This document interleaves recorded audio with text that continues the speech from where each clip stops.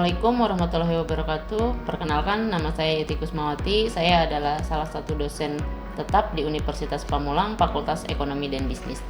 Pada kesempatan kali ini, saya akan menjabarkan tentang salah satu mata kuliah yang saya ampuh, yaitu Manajemen Keuangan 2, di mana mata kuliah ini adalah salah satu mata kuliah wajib program studi yang diajarkan di semester 4 dengan bobot SKS sebanyak 3 SKS. Adapun capaian pembelajaran dalam mata kuliah ini yaitu mahasiswa mampu menjelaskan teori dan konsep lanjutan dalam manajemen keuangan, mahasiswa mampu menganalisis keputusan pandangan dan struktur modal, mahasiswa mampu menghitung dan mengevaluasi pengaruh kebijakan dividen dan leverage terhadap nilai perusahaan, mahasiswa mampu menyusun strategi manajemen modal kerja yang efektif.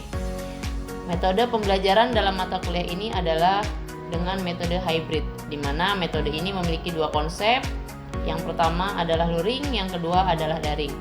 Di mana luring adalah pembelajaran dengan konsep tatap muka di dalam kelas, dan yang kedua adalah daring yang kita menggunakan Google Meet atau via Zoom. Adapun pembelajaran dalam mata kuliah ini, yang pertama sumber-sumber pembelanjaan, yang kedua pembiayaan jangka pendek, yang ketiga pembiayaan jangka pendek, keempat dan kelima pembiayaan jangka panjang, keenam pengelolaan piutang, ketujuh dan kedelapan struktur modal, ke-9 anggaran modal optimal, ke-10 dan 11 manajemen resiko investasi, 12 keputusan investasi, 13 opsi, 14 penganggaran kas, 15 dan 16 biaya modal, yang ke-17 pasar modal, 18 pengantar manajemen keuangan internasional, 19 analisis aliran dana, 20 analisis financial leverage, dan 21 dividen. Demikianlah penjabaran tentang sedikit dari rencana pembelajaran semester dalam mata kuliah Manajemen Keuangan 2. Berikut saya tampilkan video kegiatan pembelajaran Manajemen Keuangan 2 di dalam kelas. Assalamualaikum warahmatullahi wabarakatuh. Waalaikumsalam warahmatullahi wabarakatuh. Selamat pagi semuanya. Pagi. Bagaimana kabarnya hari ini? Oke, sebelum kita melanjutkan materi puncak yang terakhir yaitu pertemuan 21, alangkah baiknya kita berdoa dulu supaya untuk mata kuliah ini kita diberikan kelancaran sampai nanti di akhir pertemuan. Ya. Kita berdoa menurut kepercayaan masing-masing. Berdoa dimulai.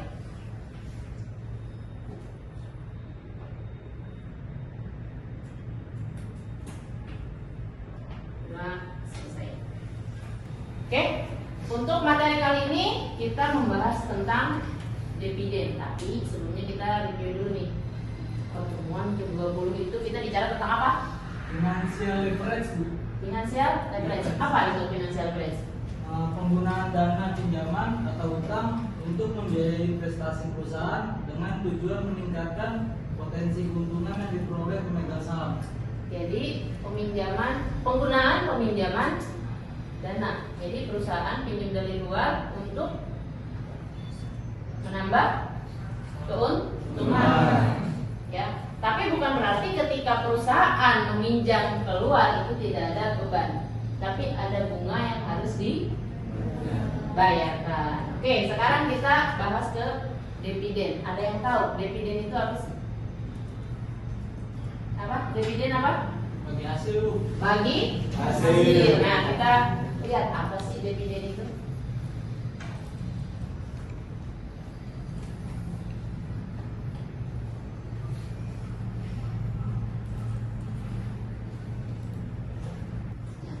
Pengertian dividen. Bagian dari keuntungan yang diperoleh perusahaan dalam periode tertentu yang dibagikan kepada pemilik atau pemegang saham. Jadi tadi apa dikatakan namanya itu bagi hasil. Jadi ketika perusahaan mendapatkan untung, jadi ada bagiannya si pemegang saham. Jadi kalau teman-teman nanti punya uang berlebih, kalian bisa investasi di perusahaan. Atau kalian ketika punya perusahaan bisa jadi pemegang saham. Kalian punya bagiannya. Setiap akhir tahun atau setiap 6 bulan sekali dapat deh dividen. Oke, kita lanjut.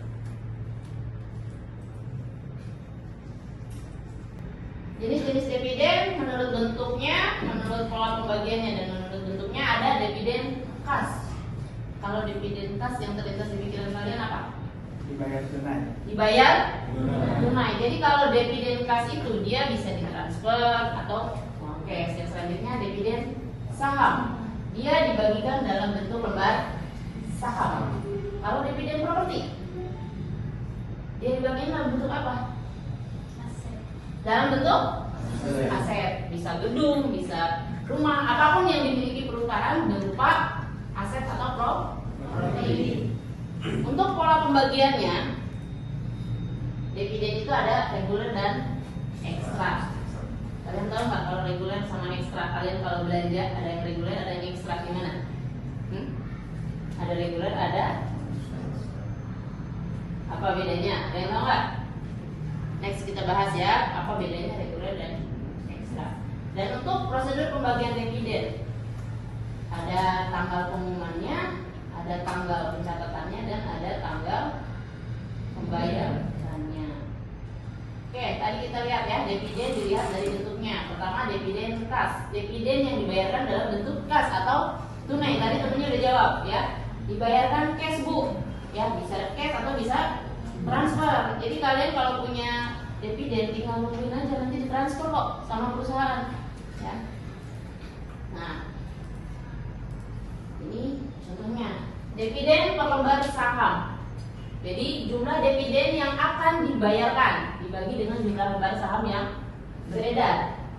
Di sini contohnya, sebuah perusahaan memperoleh keuntungan pada periode berjalan sebesar 1 miliar. Kita bicara keuntungan, ya. Untung udah dikurangi beban dan lainnya, ini udah berbentuk untung. Dari keuntungan tersebut sebesar 60% atau 600 juta dibagikan sebagai dividen. Ya. Kalau kalian sebagai pemegang saham cuma 2 orang, 600 juta dibagi 2, 300 juta. Kalian nggak usah kerja 7 kali 24 jam kali 26 hari. Ya. Udah tinggal kipas-kipas kali 1 tahun, udah berapa itu? Ya. Benar nggak? Nah selanjutnya, sedangkan sisanya 40% ditahan di perusahaan untuk memenuhi kebutuhan dana dalam rangka membiayai investasi yang sudah direncanakan. Jumlah saham perusahaan beredar saat ini sebanyak 10 juta lembar. Kebayang nggak kalau 10 jutanya punya berdua? Ya, udah tinggal dibagi 2 aja, nggak usah dibagi banyak-banyak. Maka berapa besarnya dividen per lembar saham? Jadi rumusnya dividen sama dengan 600 juta atau yang dibagikan dibagi dengan jumlah saham yang beredar, ya. Jadi 60 rupiah per lembar. Ya, paham ya sampai sini? Oke, yang selanjutnya dividen saham. Dividen yang dibagikan kepada pemegang saham bukan berupa kas, tapi melainkan dalam bentuk lembar saham. Kalau tadi dibagikan dalam bentuk cash, kalau sekarang dibagikan dalam bentuk lembar saham. Nah, dividen saham per lembar saham. Jumlah lembar dividen saham yang akan dibagikan dibagi jumlah lembar saham beredar. Contohnya, perusahaan akan membagikan dividen sebesar 600 juta yang tadi ya. Harga pasar yang berlaku atas saham perusahaan tersebut 1000 per lembar. Ya. Per lembarnya 1000. Dengan demikian jumlah lembar saham yang akan dibagikan sebagai dividen sama dengan 600.000 lembar. Ya.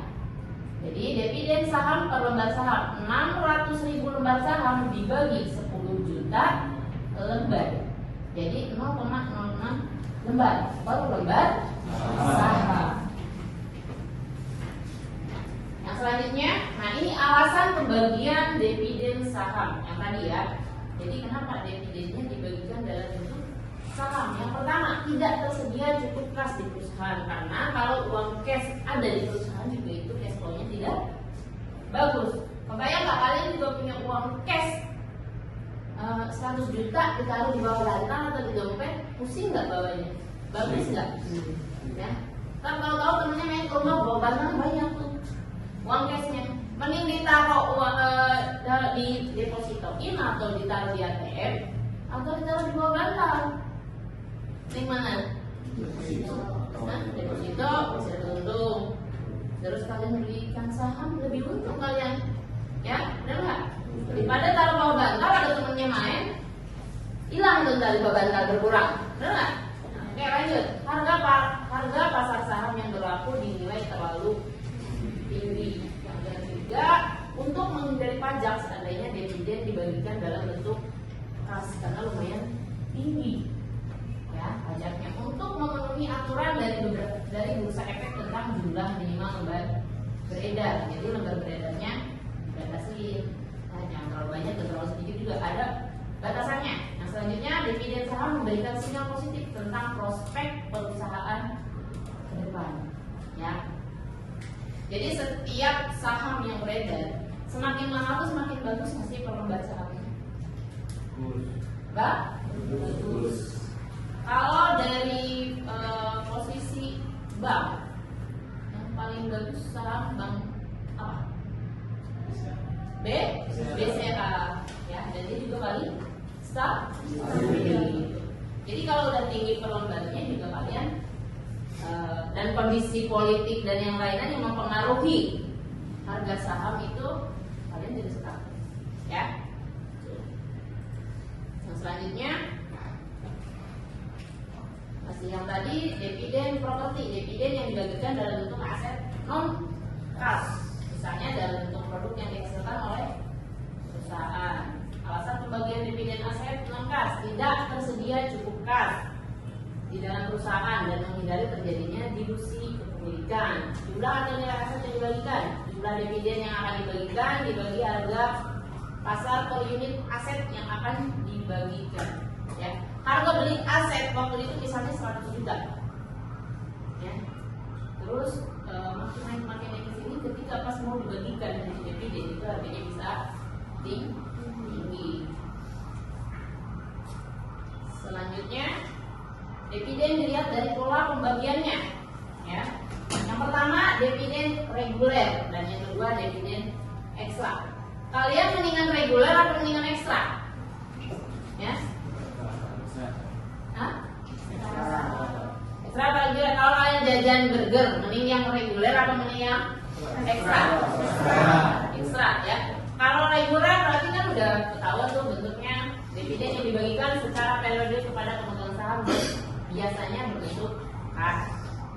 Dividen untuk dividen ekstra, dividen yang dibagikan secara insidensial atau pada periode-periode tertentu saja. Dividen ekstra hanya berperan sebagai dividen tambahan terhadap dividen reguler. Berarti kan ini namanya juga ekstra, tambahan. Jadi ketika keuntungan perusahaan lebih, itu kalian dapat dividen ekstra.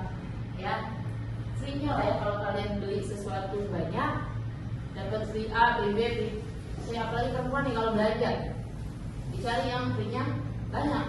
Nah, dividen ekstra ini ketika keuntungan perusahaan banyak atau berlebih, biasanya ditambahkan dengan dividen ekstra. Senang nggak? Yang misalnya harusnya kalian dapat misalnya 10.000 lembar saham per tahun bisa, tapi keuntungannya berlebih, jadi 15.000 lembar saham. Senang nggak? Ya, itu untuk dividen ekstra. Oke. Sekarang pengertian dan pentingnya kebijakan dividen. Jadi setiap perusahaan punya kebijakan dividennya masing-masing. Jenis ukuran dividen, dividen per share atau dividen per lembar saham. Tadi sudah kita bahas di atas. Yang kedua, dividen payout ratio atau rasio pembagian dividen. Berapa banyak sih rasionya dari dividen yang dibagikan? Yang selanjutnya, dividen yield atau tingkat pendapatan dividen. Yang pertama tadi dividen per share atau dividen per lembar saham. Dividen per lembar saham mencerminkan besar kecilnya pendapatan dalam rupiah yang diperoleh oleh setiap lembar saham atau harga saham per lembarnya tadi ya. Dividen saham per lembar saham, jumlah lembar dividen saham yang akan dibagikan, dibagi jumlah lembar saham beredar. Contohnya, perusahaan ingin membagikan keuntungannya sebesar 600 juta sebagai dividen. Jumlah lembar saham perusahaan yang beredar adalah 10 juta lembar. Maka besar dividen per lembar saham perusahaan adalah 600 juta dibagi 10 juta lembar. Maka 60 rupiah per lembar. Ini untuk dividen per share atau dividen per lembar saham. Nah, selanjutnya dividen payout ratio atau rasio dividen, berapa persen sih dividennya? Nah, ukuran besar kecilnya dividen yang dinyatakan dalam bentuk perbandingan atau rasio antara jumlah atau bagian keuntungan yang disediakan untuk dividen dengan jumlah seluruh keuntungan yang diperoleh perusahaan pada periode tertentu dan dinyatakan dalam persen. Jadi berapa persen sih dividen yang harus dibagikan? Ya, dividen payout ratio, jumlah dividen dibagi jumlah keuntungan dikali 100%. Contohnya, laba yang diperoleh perusahaan 1 miliar, sedangkan jumlah dividen yang akan dibagikan 600 juta, maka besar dividen payout ratio dari perusahaan tersebut adalah 600 juta dibagi 1 miliar dikali 100%, berarti 60%. Hitungannya masih gampang, masih aman kalau kayak gini, ya. Nanti kalau di soal beda lagi, ya. Yang penting kalian tahu rumusnya. Nah, semakin besar angka dividen payout ratio, maka semakin tinggi komitmen manajemen terhadap pembagian dividen dibanding komitmen terhadap pertumbuhan perusahaan melalui memanfaatkan kembali keuntungan. Nah, kalian pahami kalimat ini? Dividennya dibagikan tinggi, ya. Tapi untuk pemanfaatan kembali keuntungannya rendah, kan cuma 40% berarti kan, benar nggak? Karena yang dibagikannya 60%. Yang selanjutnya dividen yield atau tingkat pendapatan dividen, ukuran besar kecilnya dividen yang dinyatakan dalam bentuk perbandingan antara dividen per lembar saham dengan harga pasar yang berlaku atas saham yang bersangkutan dan dinyatakan dalam persentase. Contohnya, nah ini rumusnya. Dividen per lembar saham dibagi harga per lembar saham. Dividen per lembar saham perusahaan adalah Rp60, sedangkan harga pasar dari saham tersebut Rp1.000 per lembar saham, maka dividen yield perusahaan tersebut adalah 6%. Gampang ya untuk hitung-hitungnya. Jadi kalian nanti kalau misalnya mau beli saham, jadi kalian bisa hitung harganya pakai rumus yang tadi disebutkan. Dividen yang mencerminkan tingkat pendapatan atas investasi ke dalam saham dengan dividen yield sebesar 6%, berarti investasi ke dalam saham perusahaan senilai 1.000 akan memperoleh pendapatan dividen sebesar 60 per periode. Ya. Nah, jenis-jenis kebijakan dividen. Yang pertama, kebijakan inisiasi dividen.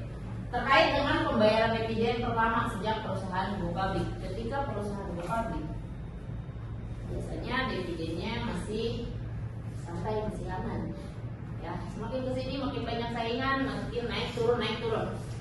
Kalau perusahaannya bagus, ya harga sahamnya makin naik. Tapi kalau perusahaannya makin merosot, dia makin turun harga sahamnya. Berapa dan kapan dividen pertama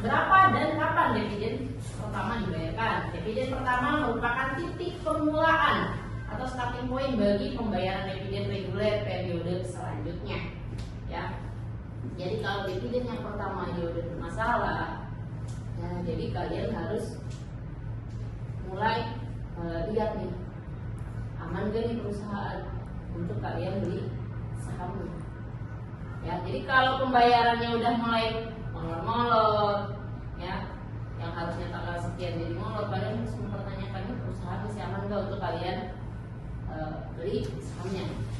Selanjutnya, nilai dividen yang dibayarkan tinggi, perusahaan tidak mampu mempertahankan nilai dividen. Resiko penurunan nilai dividen pada periode berikutnya. Di awal dikasih besar. Berarti kalau misalnya logikanya gini, kalau misalnya dividen yang dibayarkan besar, otomatis untuk dia mengelola perusahaan atau biaya-biaya perusahaan itu turun karena sudah dibagikan untuk jadi dividen. Nah, ini resiko penurunan nilai dividen pada periode berikutnya karena udah besar di awal. Kalau perusahaan tidak bisa mengelola uangnya, ya. Selanjutnya, kebijakan dividen reguler. kebijakan yang terkait dengan penetapan besaran dan pola pendistribusian dividen reguler, kebijakan dividen stabil dan kebijakan residual. Ya, mending yang stabil atau mending yang residual? Stabil. Ini lebih aman kalau kalian yang nggak mau ambil resiko. Ya. Kebijakan dividen stabil berupaya menjaga stabilitas pembayaran dividen dari periode ke periode atau periode ke periode. Sejauh mana perusahaan mempunyai atau mempertahankan ke depan nilai yang telah dibayarkan pada masa lalu. Ini stabil atau enggak nih? Tiap tahunnya bayarnya tepat atau enggak? Dijanjikan per 6 bulan sesuai enggak? Jangan harusnya bayar bulan ke-6, bulan ke-7 baru dibayarkan. Itu udah mulai enggak stabil. Nah, selanjutnya sejauh mana perusahaan mampu berupaya menghindari atau menurunkan tidak terbayarkannya dividen, ya. Jadi perusahaan juga harus menjaga, ya, yang punya sahamnya, menjaga kalian yang ketika kalian nanti beli saham. Di sini ada yang punya atau beli sahamnya BCA mungkin atau sahamnya BRI mungkin, ada nggak? Nah, stabilitas dividen per lembar saham, stabilitas dividen payout ratio dan stabilitas dividen yield ini harus stabil. Kalau nggak stabil salah satunya, yaitu kalian juga harus mempertanyakan nih masih layak nggak saham kalian beli saham itu, beli saham perusahaan itu, ya. Selanjutnya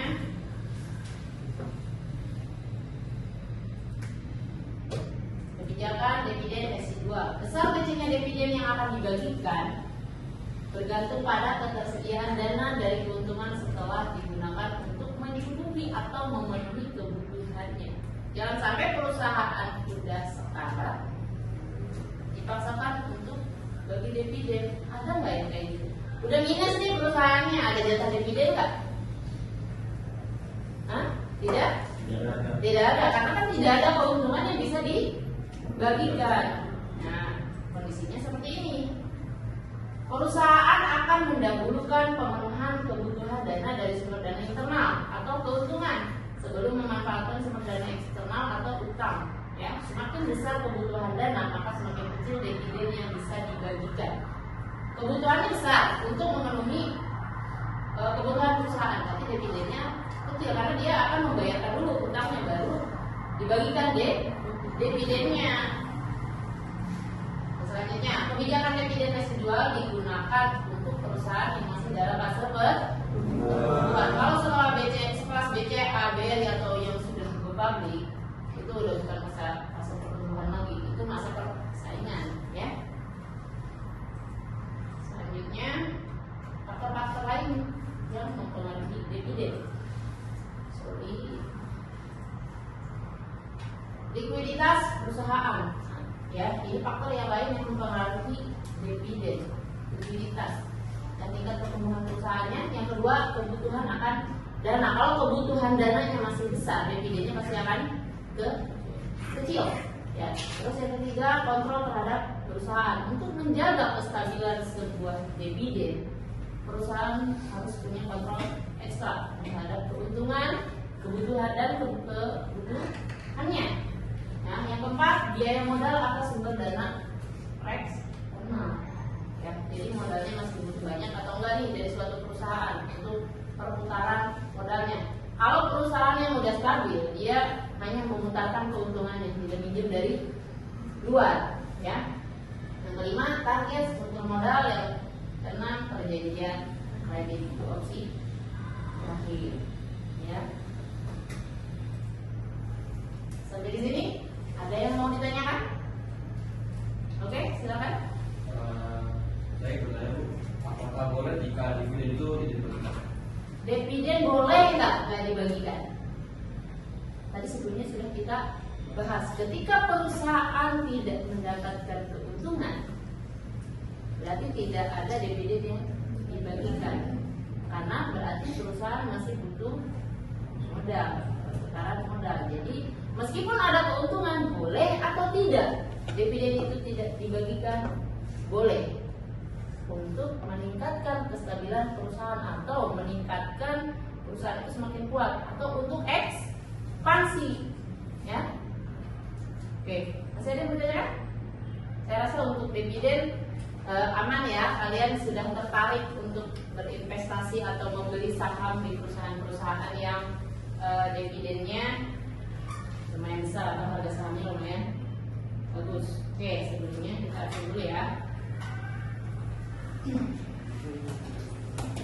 Jadi tertarik di bank mana nih untuk beli sahamnya?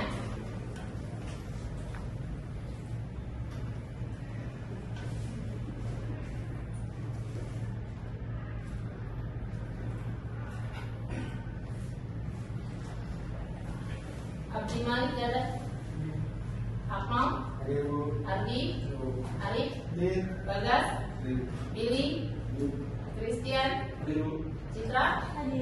Dani? Dewa? Dimas? Doni? Fikri? Fitri? Intan? Isnaini? Muhammad Rafli? Muhammad Hidayat? Muhammad Ada? Muhammad Rizky, Najwa, Rafael, Riza, Sahrul, Wahyu. Oke, sampai ketemu di UAS minggu depan. Karena ini pertemuan jadi tolong dipelajari materi-materi yang sudah kita bahas, ya. Sampai ketemu di UAS. Terima kasih. Assalamualaikum warahmatullahi wabarakatuh. Waalaikumsalam warahmatullahi wabarakatuh. Demikianlah video pembelajaran manajemen keuangan 2 di dalam kelas. Semoga bermanfaat. Terima kasih. Wassalamualaikum warahmatullahi wabarakatuh.